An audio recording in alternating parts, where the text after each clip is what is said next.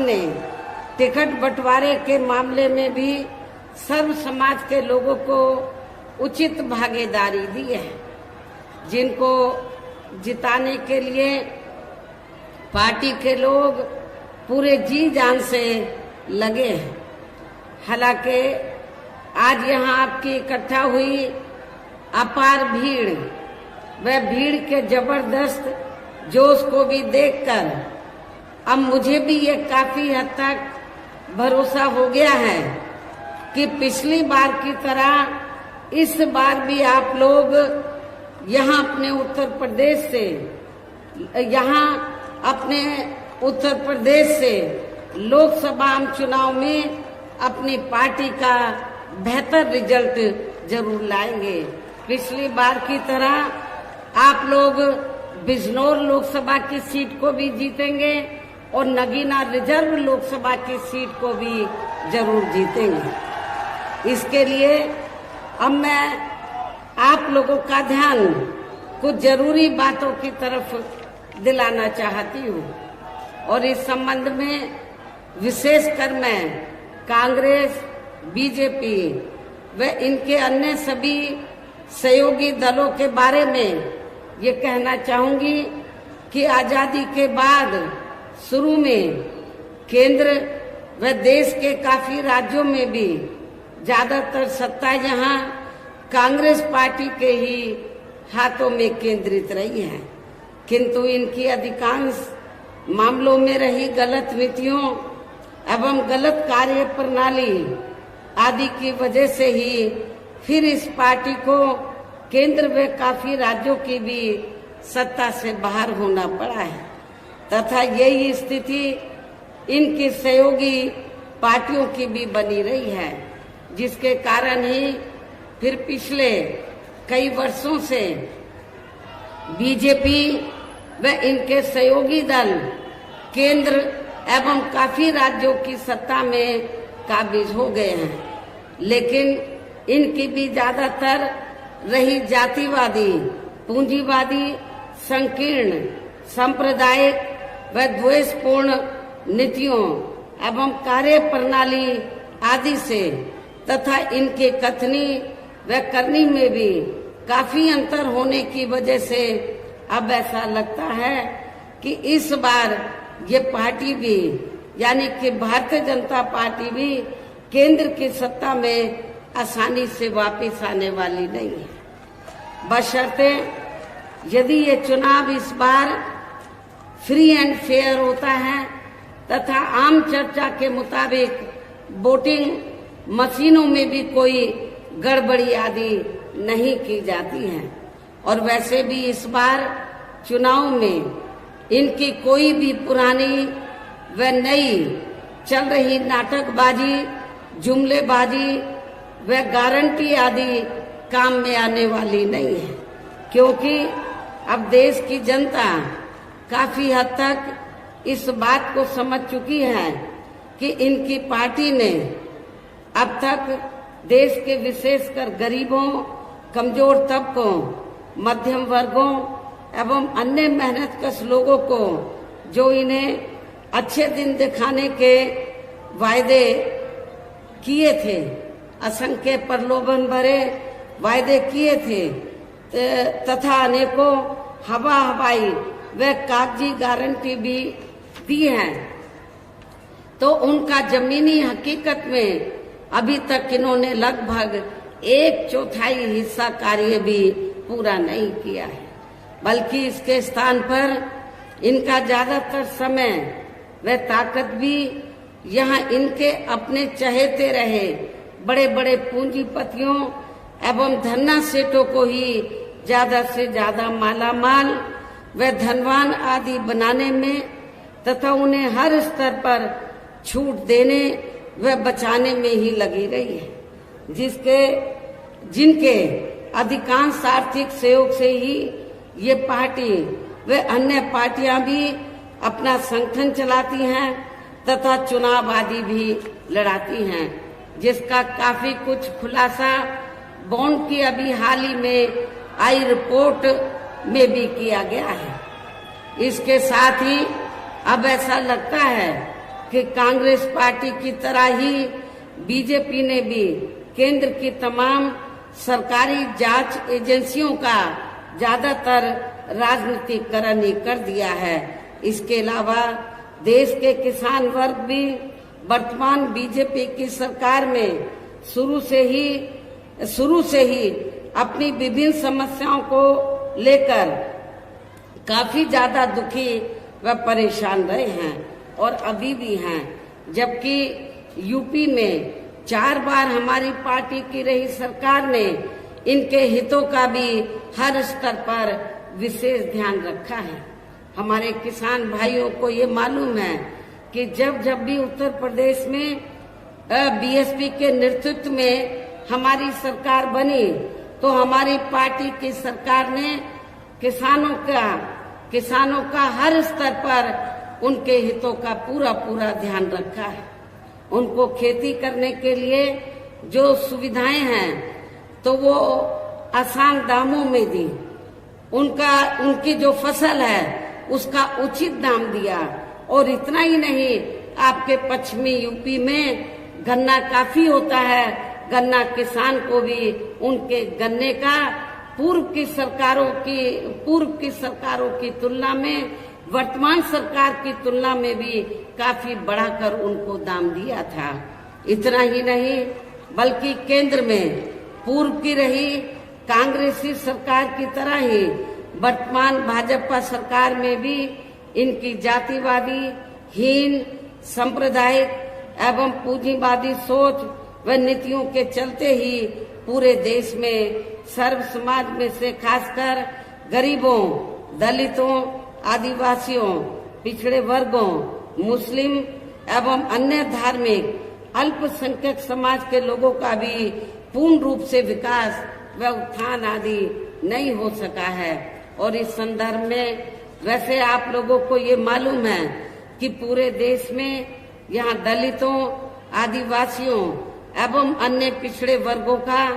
सरकारी नौकरियों में वर्षों से अधूरा पड़ा आरक्षण का कोटा भी अभी तक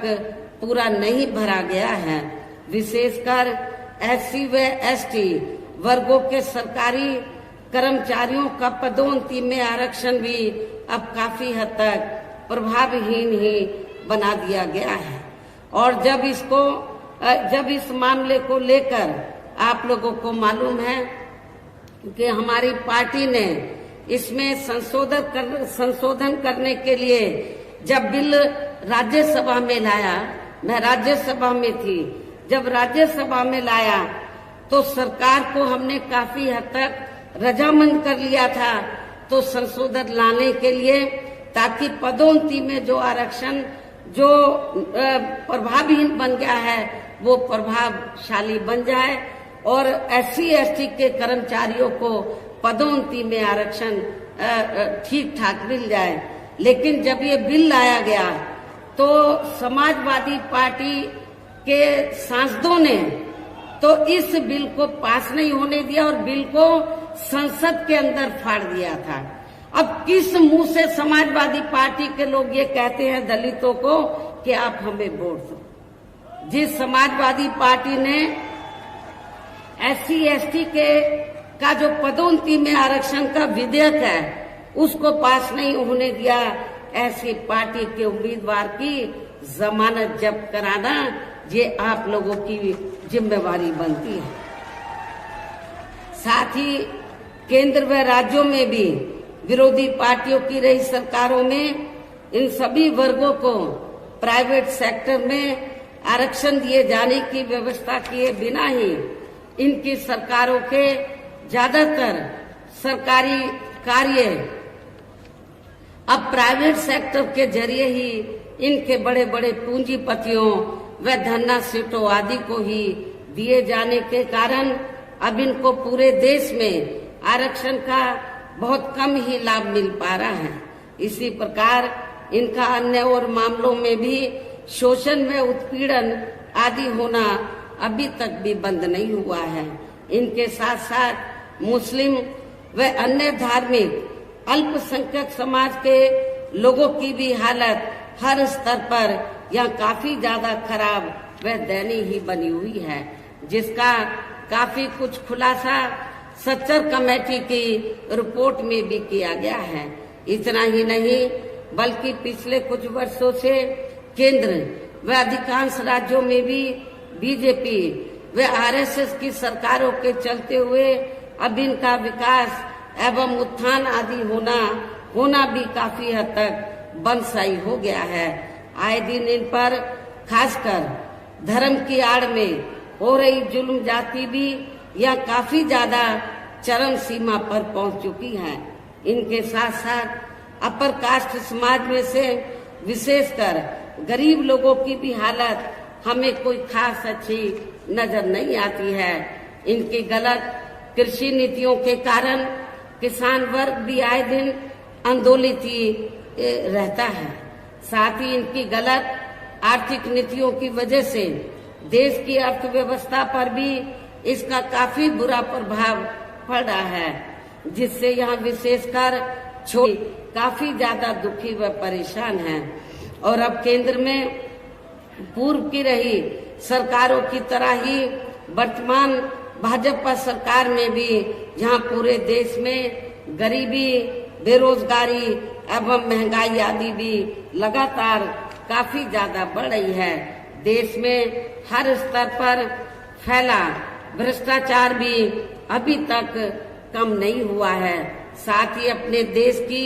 सीमाएं भी अभी तक पूरे तौर से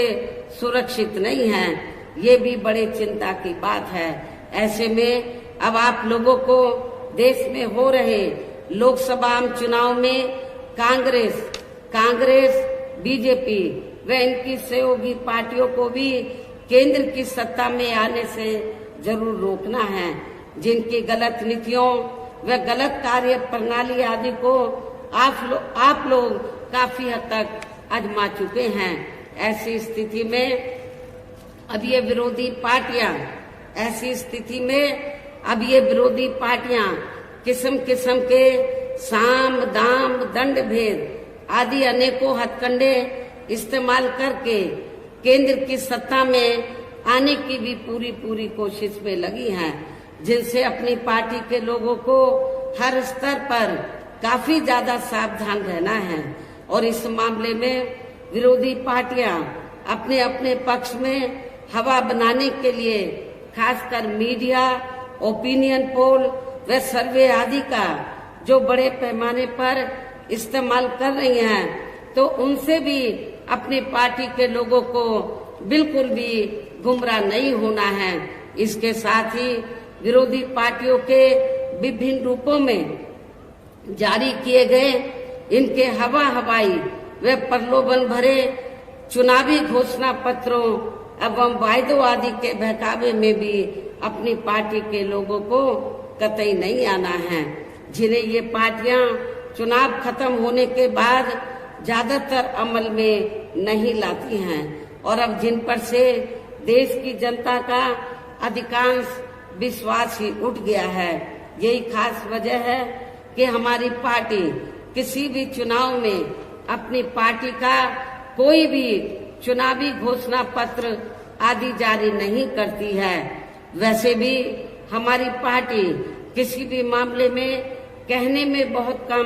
बल्कि कार्य करके दिखाने में ही ज्यादा विश्वास रखती है। और इस बात का सबसे बड़ा सबूत यह है कि उत्तर प्रदेश में 4 बार हमारी पार्टी के नेतृत्व में रही सरकार ने चुनाव में अपनी पार्टी के बिना कोई जारी किए गए चुनावी घोषणा पत्र के ही प्रदेश व आम जनहित में काफी कुछ ऐतिहासिक कार्य करके दिखाए हैं, जिनकी अब देश में अधिकांश पार्टियों की सरकारें काफी नकल भी कर रही हैं। जबकि इस मामले में हमारी पार्टी का ये कहना है कि यदि इन पार्टियों के स्थान पर केंद्र में हमें अपनी पार्टी की सरकार बनाने का मौका मिलता है, तो तब फिर हमारी पार्टी की बनी सरकार केंद्र में यहाँ अब तक रही सभी विरोधी पार्टियों की सरकारों की तरह केवल हवाई व कागजी कार्य आदि नहीं करेगी, बल्कि उत्तर प्रदेश की तरह ही जमीनी हकीकत में ठोस कार्य करके दिखाएगी। और इस संदर्भ में खासकर मैं ये कहना चाहूंगी, केंद्र द्वारा देश में पिछले कुछ समय से अति गरीब परिवारों को अस्थायी तौर पर फ्री में जो थोड़ी सी खाद्य सामग्री दी जा रही है या राशन आदि दिया जा रहा है, तो उससे इनका स्थायी तौर पर भला होने वाला नहीं है। और वैसे भी इनकी ये जटिल समस्या देश में हर हाथ को काम देने से ही केवल दूर हो सकती है, जिसकी तरफ हमारी पार्टी की बनी सरकार विशेष ध्यान देगी। साथ ही देश में पिछले काफी वर्षों से आए दिन बढ़ रही गरीबी, बेरोजगारी व महंगाई आदि से भी जनता बहुत ज्यादा दुखी व परेशान है, जिसे भी आर्थिक नीतियों में तब्दीली करके जरूर दूर किया जाएगा। धर्म की भी आड़ में पिछले कुछ वर्षों से खासकर मुस्लिम समाज के लोगों का द्वेष की भावना से जो इनका काफी ज्यादा शोषण व उत्पीड़न आदि किया जा रहा है, तो इसे भी जरूर रोका जाएगा। और ये सब हमने अपनी यूपी की रही सरकार में करके भी दिखाया है। इसके अलावा हमने यूपी में सर्व समाज में से गरीब एवं बेरोजगार लोगों को बेरोजगारी भत्ता आदि न देकर उन्हें बड़ी तादाद में रोटी रोजी के साधन भी उपलब्ध कराए हैं। जो अभी ये कार्य भी ज्यादातर ठंडे ही पड़े हैं, जिनको फिर सरकार बनने पर जरूर प्राथमिकता दी जाएगी। वैसे आप लोगों को इस मामले में ये मालूम है कि जब भी यूपी में मेरे नेतृत्व में सरकार बनी, तो हमने उत्तर प्रदेश में तो गरीब और बेरोजगार लोगों को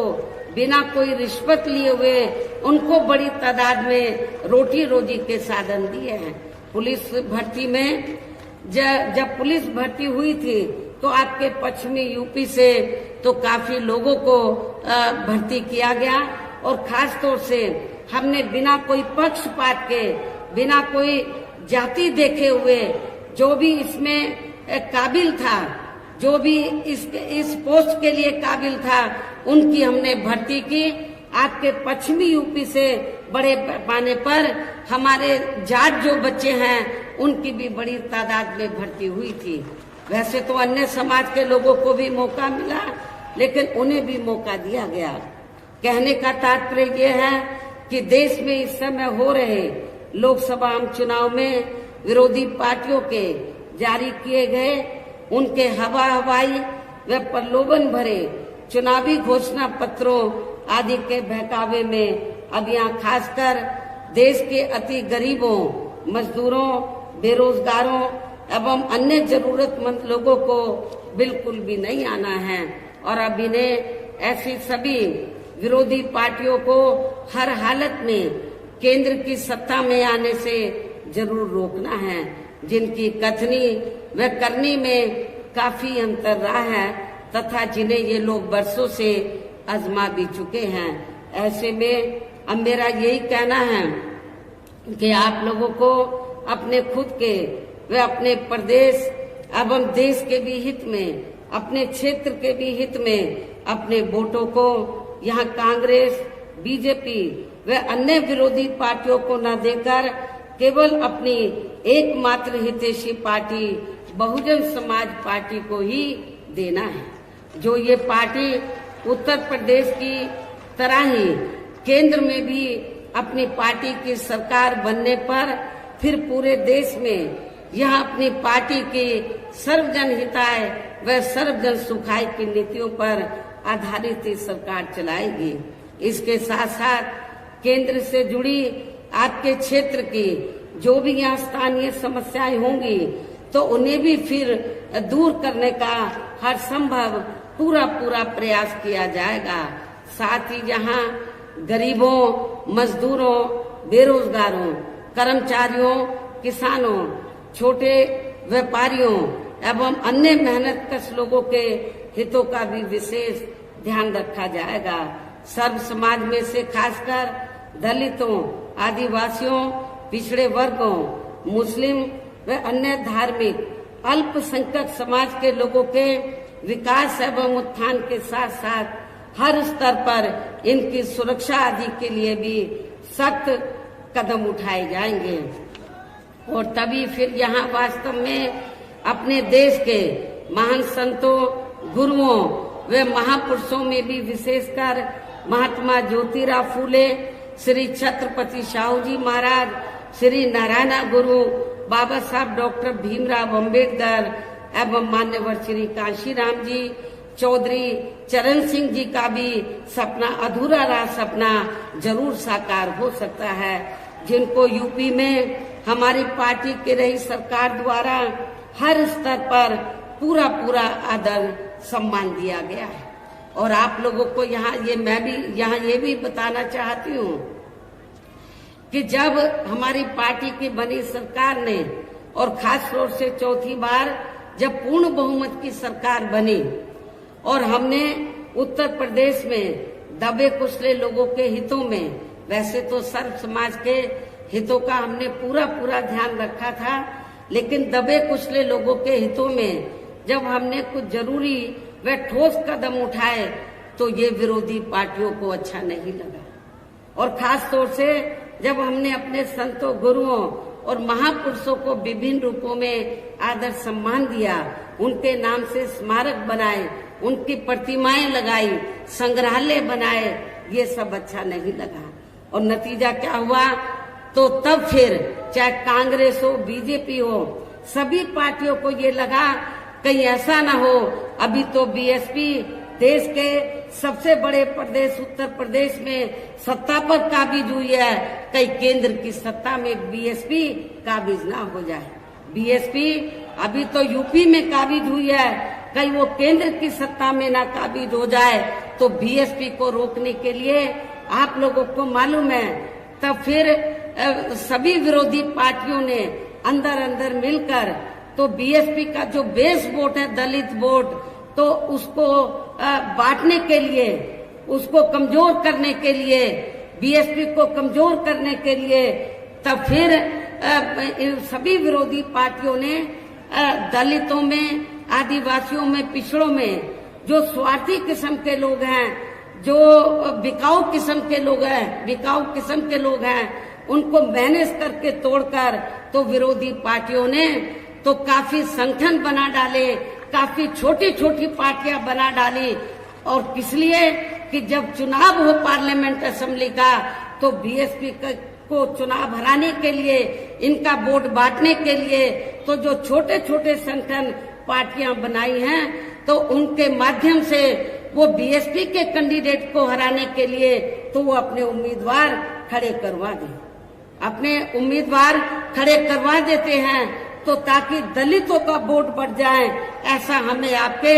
नगीना सुरक्षित लोकसभा की सीट पर भी देखने के लिए मिल रहा है। इसलिए मेरा आप लोगों से ये कहना है, ये जो छोटे छोटे संगठन बने हैं, छोटी छोटी पार्टियां बनी हैं, इनका कोई मकसद चुनाव जीतना नहीं है। इनका मकसद बीएसपी का जो बेस वोट है दलित वोट, उसको बांटकर तो बीएसपी के कैंडिडेट को हराना है और दूसरी पार्टियों को जिताना, ये इनका केवल मकसद है। इसलिए मेरा खास तौर से दलित वर्ग के लोगों से ये कहना है कि आप लोगों को अपना वोट ऐसे संगठन, ऐसी पार्टियों को एक भी नहीं देना है। यदि एक भी वोट दे दिया तो फिर इसका फायदा दूसरी जातिवादी पार्टियों को मिल जाएगा। इसलिए आप लोगों को एक एक वोट आप लोगों को बहुजन समाज पार्टी के उम्मीदवार को देना है। इसी प्रकार आप लोगों को जो बिजनौर लोकसभा की सीट है, यहाँ से भी हमने जाट समाज से तो अपने उम्मीदवार को चुनाव के मैदान में उतारा है। आप लोगों को ये मालूम है कि जब सपा पावर में रही थी तो यहाँ पर मुसलमानों और जाटों में काफी नफरत पैदा की गई, दंगे कराए गए, मुजफ्फरनगर में कराए गए। लेकिन मेरी सरकार में जाटों और मुसलमानों में कोई उनमें नफरत पैदा नहीं की गई, कोई उनमें आपस में कोई जातीय संघर्ष नहीं हुआ, कोई भी तनाव पैदा नहीं हुआ। ये सब आप लोगों को मालूम है। और इसी मानसिकता पर चलकर ही तो हमने जिनको चुनाव के मैदान में उतारा है वो इसी मानसिकता के हैं कि जो मुस्लिम और जो जाट समाज है, जो पूर्व में यहाँ नफरत पैदा की गई, उसको भाईचारे में तब्दील किया जाए, इसी मानसिकता के हमारे उम्मीदवार है। इन्हीं खास बातों के साथ ही अब मेरा देश में आपके स्टेट के भी हित में यही कहना है कि हमारी पार्टी ने आपकी बिजनौर लोकसभा की सीट से चौधरी विजेंद्र सिंह, जो आपके सामने यहाँ खड़े हैं, और इसी जिले में दूसरी सीट है नगीना सुरक्षित लोकसभा की सीट, तो यहाँ से हमने एडवोकेट श्री सुरेंद्र पाल सिंह को चुनाव के मैदान में उतारा है, जो यहाँ आपके सामने मंच पर मौजूद भी हैं। तो उन्हें आप लोगों को जरूर कामयाब बनाना है, जिसके लिए यहाँ पार्टी के सभी स्तर के छोटे बड़े पदाधिकारी व कार्यकर्ता आदि पूरे जी जान से लगे हैं। और अब आप लोगों को वोट पड़ने वाले दिन यहाँ बीएसपी के अपने इन सभी बीएसपी के अपनी पार्टी के इन सभी उम्मीदवारों को बीएसपी का जो चुनाव चिन्ह हाथी है, हाथी चुनाव चिन्ह के सामने वाले बटन को दबाकर आप लोगों को बीएसपी के इन दोनों प्रत्याशियों को रिकॉर्ड तोड़ वोटों के अंतर से जरूर जिताना है। इस पुरजोर अपील के साथ ही अब मैं अपनी बात यही समाप्त करती हूँ।